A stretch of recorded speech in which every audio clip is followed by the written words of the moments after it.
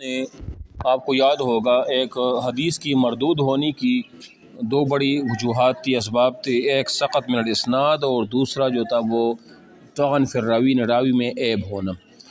پھر سکوت جو راوی گرتا ہے سکوت کے اعتبار سے، سکوت ظاہری اور سکوت خفی۔ سکوت ظاہری کو ہم نے پڑھا تھا، سکوت ظاہری جس میں معلق، جس میں مرسل اور اس میں منقطع اور معضل احادیث، یہ سارا کچھ میں نے تفصیل کے ساتھ آپ کے سامنے وہ اس کی وضاحت میں نے آپ کے سامنے کی تھی۔ آج ہم پڑھیں گے انواع السقط الخفی، یعنی سکوت خفی، یہ کتنے قسم پر ہے اور سکوت خفی میں کیا ہوتا ہے۔ تو اس میں پہلا جو ہے وہ ہے المدلس۔ مدلس کون سی جو ہے نا وہ روایت وہ ہوتی ہے، اس میں آپ دیکھیں تدلیس کا معنی ہے چھپا دینا، یا اس کو جیسے ہم کہتے خریدار سے سودے کا غیب چھپا دینا۔ جس طرح آج کل ہم کوئی چیز جب بیچتے ہیں، گاڑی ہو، کوئی جانور وغیرہ ہو، تو اس کو ہم ظاہری طور پر خوبصورت بنا دیتے ہیں، لیکن ان کے اندر کوئی نہ کوئی غیب وہ ہوتا ہے، تو اس کو تدلیس کہا جاتا ہے۔ تو اس کا بھی اصطلاحی تعریف یہ ہے مدلس حدیث کا کہ سند کے عیب کو چھپانا اور اس کے ظاہر کو اچھا پیشہ وہ کرنا۔ یعنی کیا مطلب ہے؟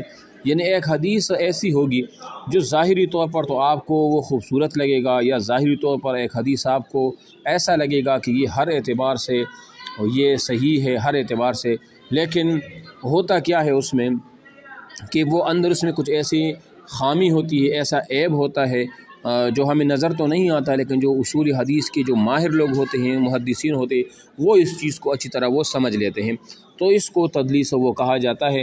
اور یہ حدیث کا مدلس ہونا، یہ تدلیس جو ہے یہ تین قسم پر ہے۔ ایک تدلیس الاسناد ہے، یعنی سند میں تدلیس، ایک تدلیس التسویہ ہے، اور ایک ہوتا ہے تدلیس شیوخ۔ اب ہم ان تینوں کو جو ہے نا وہ پڑھ لیتے ہیں۔ تدلیس الاسناد کیا ہے؟ تدلیس الاسناد وہ یہ ہوتا ہے، جیسے آپ یہ دیکھ کے صفحہ نمبر 132-33 پر آپ دیکھیں، اس میں یہ ہے کہ راوی حدیث کی روایت کرے اس استاد سے جس سے اس نے سماع نہ کیا، اس راوی کو ذکر کیے بغیر جس سے اس نے یہ حدیث وہ سنی ہے، ٹھیک ہے۔ یعنی اس کی شرح و تعریف کیا ہے، اس کا وضاحت کیا ہے؟ اس تعریف کا معنی ہے کہ اسناد کی تدلیس یہ ہے، یا تدلیس الاسناد یہ ہے کہ راوی نے اپنے جس شیخ سے بعد حدیث سماع کی ہے اس سے روایت کرے، لیکن جس حدیث میں تدلیس کر رہا ہے اس نے اس شیخ سے نہ سنا ہو۔ کیا مطلب؟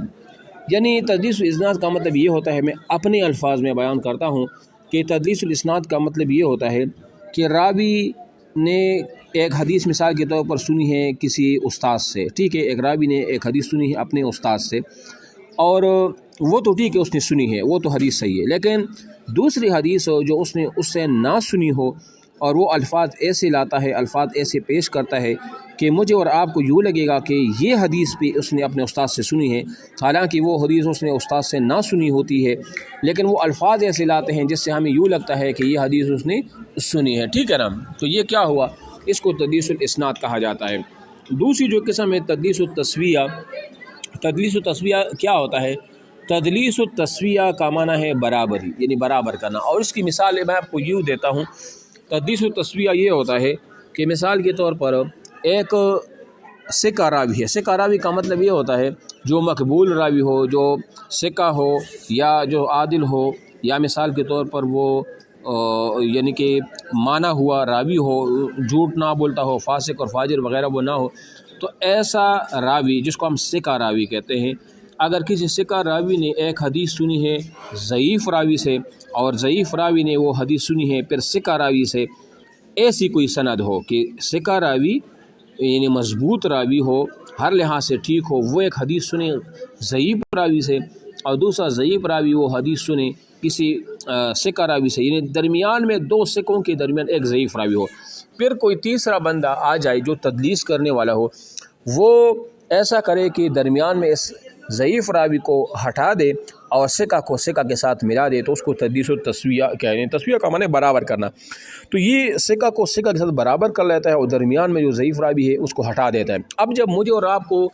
یہ سند میرے اور آپ کے سامنے آ جاتا ہے، تو ہم یوں کہتے ہیں کہ یہ حدیث صحیح ہے، اور اس کی وجہ یہ ہوتی ہے کہ ثقہ نے ثقہ سے سنا ہے، حالانکہ ایسا نہیں ہوتا، وہ جو ثقہ اور دو ثقوں کے درمیان جو ضعیف راوی تھا وہ تو اس نے ہٹا دیا تھا، تو مجھے یوں لگے گا کہ یہ سند صحیح ہے، حالانکہ وہ سند صحیح وہ نہیں ہوتی، تو اس کو تدلیس التسویہ وہ کہا جاتا ہے، ٹھیک ہے نا۔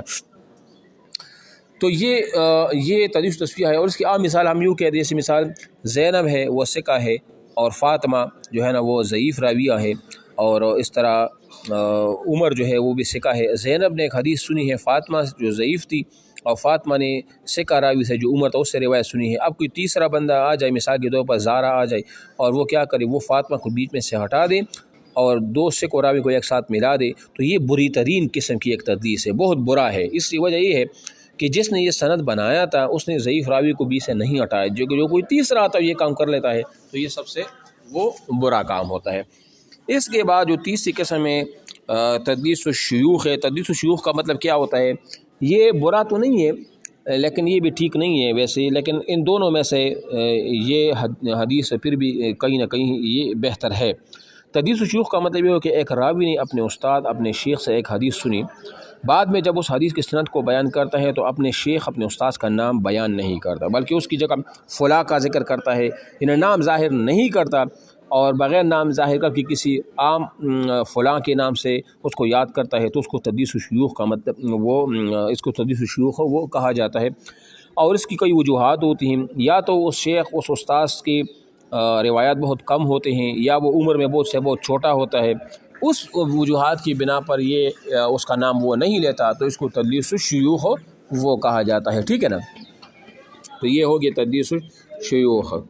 اچھا جی، اب یہ ان کی میں نے آپ کو سارا کچھ جو ہے نا وہ بتا دیا.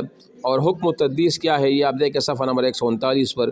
اب اگر ایسی کوئی حدیث ہو تو پھر اس کا حکم کیا ہوگا، کیا ہم اس کو بیان کر سکتے ہیں یا نہیں کر سکتے؟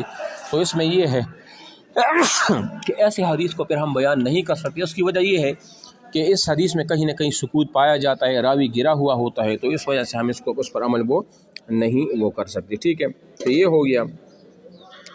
تو اب اس کے بعد جو اگلا ہے وہ المرسل الخفی ہے، تو یہ پڑھ لیتے ہیں. اور یہ بھی آسان ہے، اس کو بھی ہم یہ جو سوال تھا مرسل خفی اور تدلیس مدلس، یہ دونوں سکوت خفی کے اعتبار سے ہیں. ٹھیک ہے، لیکن مرسل خفی کیا ہوتا ہے؟ دیکھو یہ سوال مجھ سے خود اس دفعہ جو ایسس کا انٹرویو ہوا تھا مجھ سے پوچھا گیا تھا کہ آپ مدلس اور مرسل خفی کے درمیان فرق بتا دیں. تو فرق یہ ہے، غور سے سنیں، کہ تدلیس تو یہ ہوتا تھا نا کہ ایک راوی نے ایک استاد سے حدیث سنی ہے، اور پھر ایک دوسری حدیث جو ہے نا وہ اس نے اس سے سنی نہ ہو، لیکن وہ الفاظ ایسے پیش کرتا ہے لاتا ہے کہ مجھے آپ کو یوں لگے گا کہ یہ حدیث بھی اس نے اس سے وہ سنی وہ ہے. ٹھیک ہے، تو اس کو کیا کہا جاتا ہے؟ اس کو تدلیس کہا جاتا ہے. یعنی ایک روایت کسی نے اپنے استاد سے سنی ہے اور دوسری حدیث جو اس نے اس سے نہ سنی ہو لیکن الفاظ ایسے لاتا ہے کہ مجھے اور آپ کو یوں لگے گا کہ یہ حدیث بھی اس نے سنی ہو، تو یہ تو تدلیس ہے. جبکہ مرسل خفی یہ ہوتا ہے کہ اس میں ایک حدیث بھی کسی نے استاد سے نہ سنی ہو اور وہ حدیث میں الفاظ ایسے استعمال کرتا ہے سند میں کہ مجھے آپ کو یوں لگے گا کہ یہ حدیث اس نے اس سے سنی ہے، حالانکہ نہ اس سے پہلے کوئی حدیث اس نے اس سے سنی ہو اور نہ بعد میں، اور نہ یہ حدیث، مطلب ایک حدیث بھی اس نے نہ پہلے اس سے سنی ہو اس استاد سے، اور نہ بعد میں اور نہ پہلے بھی، اور وہ الفاظ ایسے استعمال کرتا ہے، تو اس کو مرسل خفی کہا جاتا ہے. تو مرسل خفی اور تدلیس مدلس کے درمیان فرق رہا کہ تدلیس میں تو یہ ہوتا ہے کہ اس حدیث میں جس سے تدلیس سے کام لے رہا ہے اس کے علاوہ اور حدیث اس نے اس سے سنی ہوتی ہے اپنے استاد سے، لیکن مرسل خفی میں ایک بھی حدیث اس نے اپنے استاد سے نہ سنی ہو اور الفاظ ایسے لاتا ہو تو اس کو مرسل خفی جو ہے نا وہ کہا وہ جاتا ہے. ٹھیک ہے، تو یہاں تک یہ تھا آج سکوتی خفی جو جن کی اقسام تھے.